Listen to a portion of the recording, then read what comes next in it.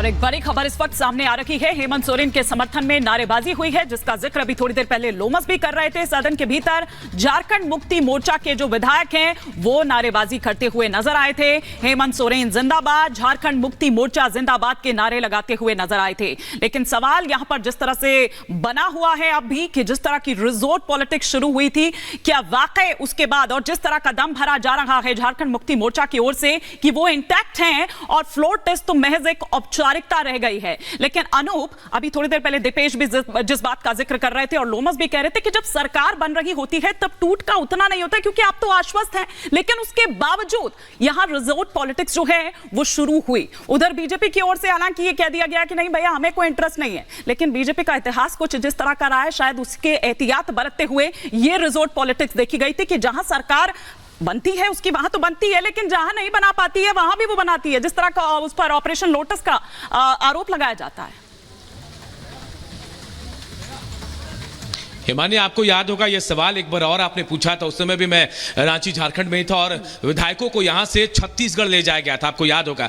बिल्कुल वही तरीका इस बार भी है और ये रिजॉर्ट पॉलिटिक्स कहीं ना कहीं बीजेपी की ही देन है, इस बात को आप भी बखूबी मानती हैं। तो कहीं ना कहीं जेएमएम भी इस बात से सीख रही कि कैसे अपने विधायकों को बचाया जाए। हालांकि ये डर सबको सताता है कि उनके विधायकों को खरीदा ना जाए, उनकी खरीद फरोख्त ना हो जाए, क्योंकि जो झारखंड का इतिहास रहा है, आप समझिए एक निर्दलीय यहाँ का मुख्यमंत्री बन जाता है। इसके अलावा जो दल बदल जो है वो यहां बहुत तेजी से चलता है। इससे पहले भी आपने देखा था इरफान अंसारी, नवन विक्सल कोंगाड़ी, राजेश कच्छप, ये तीन नाम सामने आए थे जब कोलकाता में इनके गाड़ियों से कैश बरामद हुआ था। आरोप लगे थे कि ये लोग पार्टी बदलने की तैयारी कर रहे थे, लेकिन उस वक्त हंगामा मचा।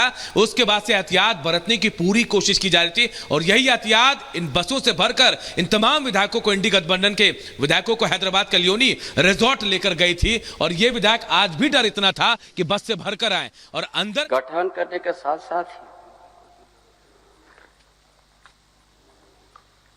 हमारा विपक्ष के माननीय साथीगण अस्थिर करने के लिए प्रयास किया और सरकार गठन के साथ से सही कोरोना जैसा महामारी भी प्रभाव पड़ा पूरा प्रदेश में, देश में, विश्व में।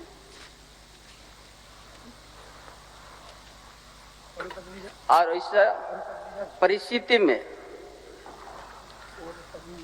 इस राज्य के अंदर में स्वास्थ्य विभाग या स्वास्थ्य मंत्रालय में बहुत दयनीय स्थिति था।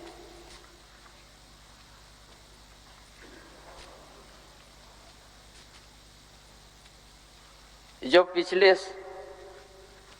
हमारा विपक्ष की सरकार जो तत्काल रघुवर दास के नेतृत्व में चला डबल इंजन सरकार,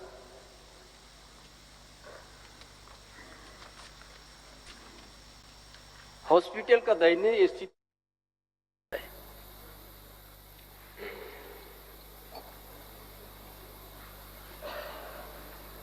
हमारे हेमंत सोरेन ने ऐसा कुशल नेतृत्व करके उस महामारी में भी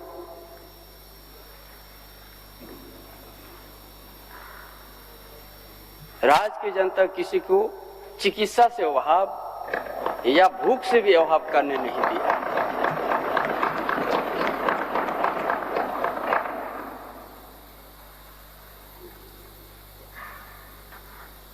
इसलिए महोदय, इतना कुशल नेतृत्व जो इस राज्य के प्रवासी मजदूर विभिन्न राज्य में काम करने के लिए गया था,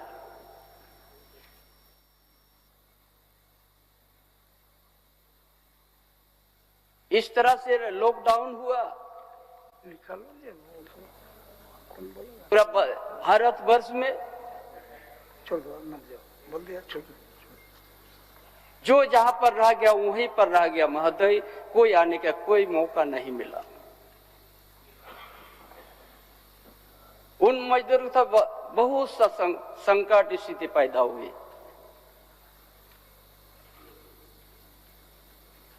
संपूर्ण लॉकडाउन, सेमी लॉकडाउन, 2.5-3 महीना तक आदमी बड़ा सबसे बड़ा दिक्कत उस समय। लेकिन यहाँ के युवा सम्राट हेमंत बाबू ने किसी प्रवासी मजदूर और किसी तरह का तकलीफ नहीं होने दिया। बस से ट्रेन से लाके जो चप्पल और लुंगी पहनते थे मजदूर, हवाई जहाज से लाने का भी काम किया।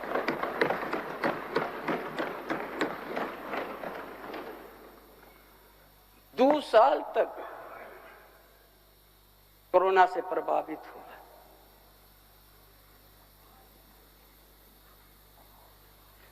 हेमंत बाबू का नेतृत्व में 4 साल हुआ। 4 साल के अंतर में जो आज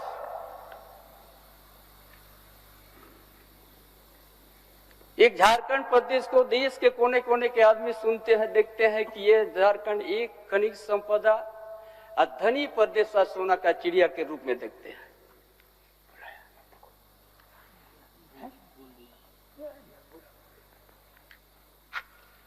इतना धनी प्रदेश और यहाँ का जहाँ खनन हम सब कोई पैदा नहीं हुआ था, 150 साल पहले से यहाँ खनन होते हैं।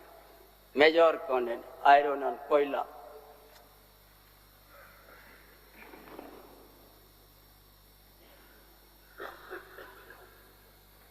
बहुत सा यहाँ बात आते हैं कि यहाँ खनन का घोटाला।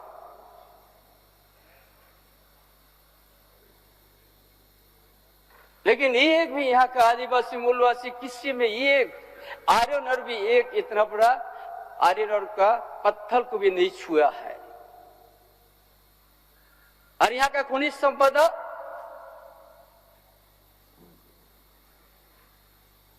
गुजरात, बंबई, महाराष्ट्र, दिल्ली में उपयोग हो गया।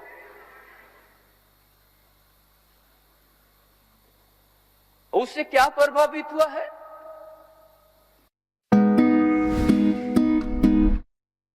तो ये आप चंपाई सोरेन को सुन रहे थे। 12वें मुख्यमंत्री राज्य के बहुमत परीक्षण की ओर बढ़ते हुए। इससे पहले शुरुआत सत्र की 2 दिन का यह सत्र बुलाया गया है। शुरुआत अभिभाषण यहाँ के ग्रामीण क्षेत्र से शहरी क्षेत्र, यहाँ के आदिवासी मूल वसुकवा का सामाजिक आर्थिक शिक्षा के शोषण होते गया।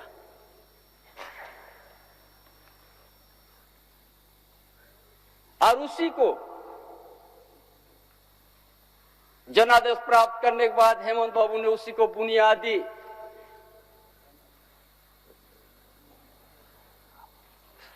वहां का बुनियादी समस्या को समाधान कैसे करेंगे यहाँ का आदिवासी, वहां का बुनियादी समस्या को समाधान कैसे करेंगे यहाँ का आदिवासी मूल लोग, क्यों इतना धनी प्रदेश में रहते हुए यहाँ का आदिवासी मूलवासी बदन में कपड़ा नहीं आए,